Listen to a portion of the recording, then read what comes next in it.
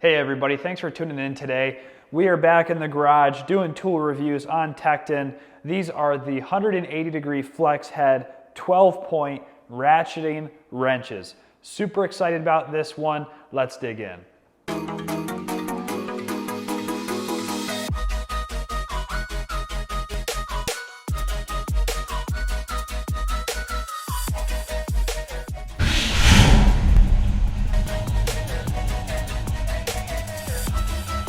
So let's dig right into the details. First off, I'm not sure if you guys can see it too well here, but I'll bring this up closer to you guys.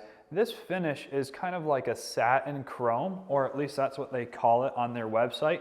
Now you can see here that this wrench looks relatively normal. However, if I hold up a standard chrome wrench, you guys can see the difference here, that the flex heads or ratcheting wrenches are much more dull. Personally, I kind of like that. It's just not as shiny, it's a little bit less slippery, and I kind of prefer it. So just so you guys know, that was a surprise to me. I kind of just saw it on their website and immediately bought them because I knew that they were coming out with them. But just so you guys are aware, that is what they look like. If you really love your chrome wrenches, maybe don't purchase these. So of course, I'm sure you guys saw it at the start of the video, they are 180-degree flex heads. So they go from one side all the way to the other side. Now, I'll touch on this later, but there is resistance here. However, there are not clicks. So it does not go click, click, click, click to different varying degrees. It is just however you want to twist it, it will move. Now, that could be an advantage, it could be a disadvantage. Just kind of depends on what you like. A couple other things on the overview here that I wanted to show you guys is the fact that the TEKTON and the 1/2 inch here are of course pressed in, or basically they're set in, so it's never going to rub off.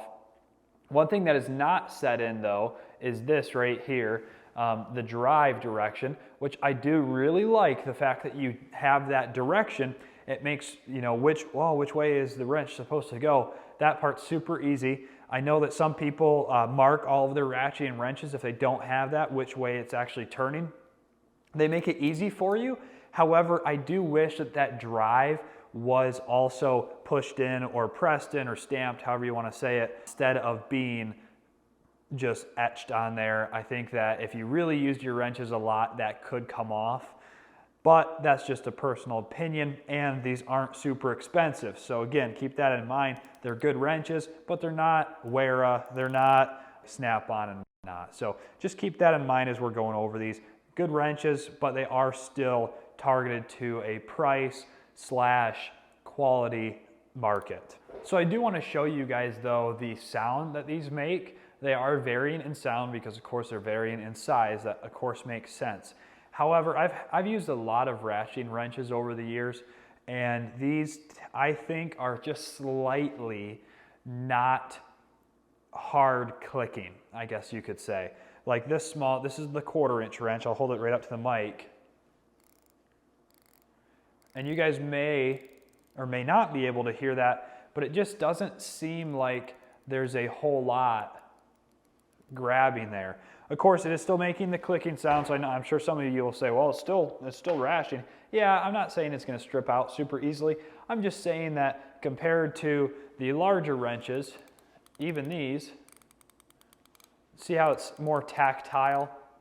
Some of the smaller wrenches are not as tactile as these larger ones. And I've had other wrenches that are still in the smaller range and actually are more tactile than these. So, of course, this is only an initial review. I haven't been able to use these for a long time because they just came out and I got them in the mail yesterday. So take it with a grain of salt. We'll see over time how well they hold up and see if any of them strip out. Of course, TEKTON has that lifetime warranty, so you shouldn't have to worry about it, but it's worth mentioning because I am a little bit concerned that you really go to crank down a bolt and it might slip on you. That will ruin the wrench and you'll have to get a new one. So again, not a super big deal, just something to keep in mind and I wanted to tell you guys about. So with that being said though, I do want to run a test and see exactly how much torque you can put on one of these wrenches. and see if it'll strip out. Now, I'm not going to try to ruin a wrench by any means. However, I just want to know if I get in an engine bay and I really got to torque something down hard and I can't get a torque wrench in there, I want to see if I can get a lot of leverage on one of these and make sure the gears don't strip out. So let's get that set up and we'll get going. So we've had a few complications here. I'm trying to do the testing for how much foot-pounds I can put on this bolt. And you guys can see here, while I've been trying to record this, I've actually snapped a bolt twice. So we're on bolt number 3, and we're going to be trying to crank this down to 45 foot-pounds and then see if the wrench will move it without stripping out the gears. Now, this wrench here is the 9/16 wrench, again the 12-point ratcheting wrench here. And we're right now, of course, it's not stripped. It works great both directions. It's brand new, so it should work great. Now we're going to try to crank this down to 45 foot-pounds. You guys can see my torque wrench or torque bar, whatever you guys want to call it, is set to 45 foot-pounds. So we're going to put it on here. I've also pulled my vise out of my bench, so I've got that secured a little bit better now. So hopefully we can actually get a good test in here for you guys and get this to go at 45. So we'll crank this. There we go. Okay, so we're definitely clicking out at 45 foot-pounds. So let's put the wrench on here and see if we can get the bolt to spin anymore. Put my weight up against this here because this doesn't give you a whole lot of leverage, which I know you can put another wrench on it, but we're not going to skew any results here. You guys can see right here that is flexing a whole lot. So I'm pulling on it. Mercy. All right, so we got it to move a little. So let's see at about what foot-pounds we got that to torque down to. So we're gonna go up to 50 here and see if it clicks out before moving the bolt.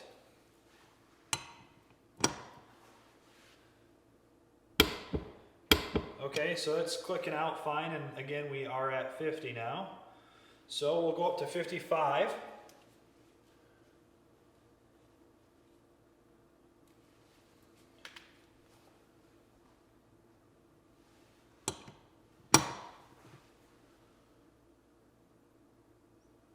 So this is 55. Oh, yeah, there we go. Okay, so bolt's still not moving, so let's go up to 60.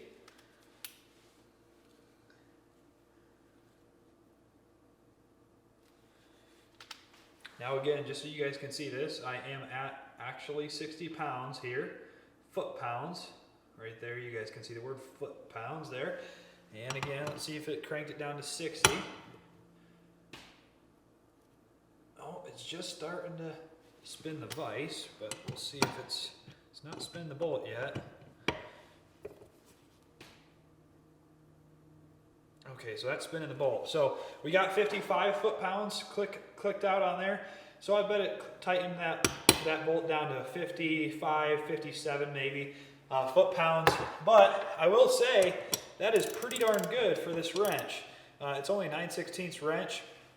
And we didn't have any problems with it at 55 foot-pounds. That's a lot of weight, guys, for one of these wrenches. This is not it's not a 1/2-inch drive with sockets. It's a 12-point ratcheting wrench. Pretty darn good. So let's see if we can loosen this bolt now with this same wrench.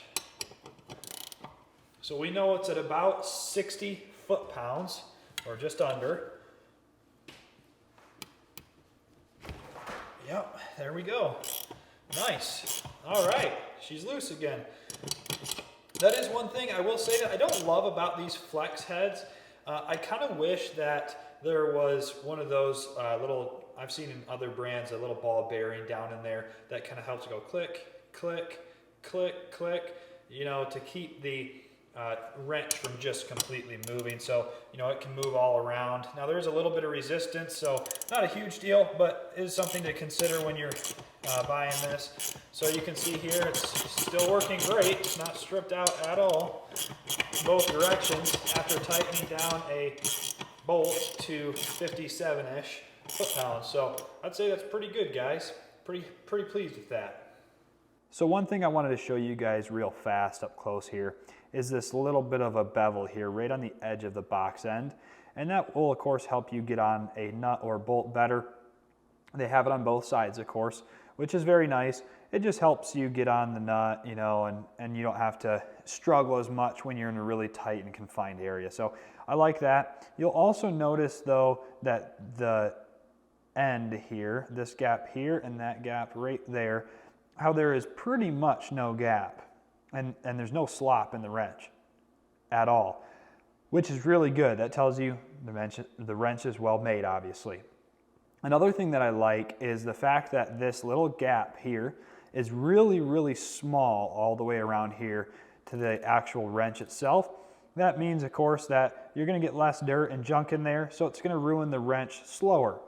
Now, I do really appreciate a well-built tool, and I think that they've accomplished that here. That gap's even all the way around. It tells you that everything's nice and round, square, and fits in there nice. That's the qualities of a good wrench. So final thoughts, guys. I got the 6mm to 19mm and the 1/4 to 3/4 inch set. That was $275. Now, you do get a 10% credit to your next order, so I've got $27.50 towards my next order at TEKTON, which is a really good marketing campaign, of course. But I would say for $275, I feel like this is a really, really good deal for what you get. Now, I know $275 isn't necessarily cheap. However, these wrenches do a lot, and ratcheting wrenches, as I'm sure you guys know, aren't necessarily cheap to begin with. Now, it is also TEKTON, so you have no skips, so I never have to worry about needing another wrench. As long as it's within these wrench sizes, I will most likely have it. So, I'm going to be cutting out Kaizen foam for this. I'll make a new video for you guys on that so you guys can see how I do that, how I lay out my drawers, get everything cut really super nice, and it's very satisfying. So be watching for that. If you guys like this video, I'd really appreciate a like and maybe a subscribe from me if you could. These videos are fun for me, but it does really help me out if you guys did that for me. So if you could do that, I'd really appreciate it. Other than that, I will see you guys next time.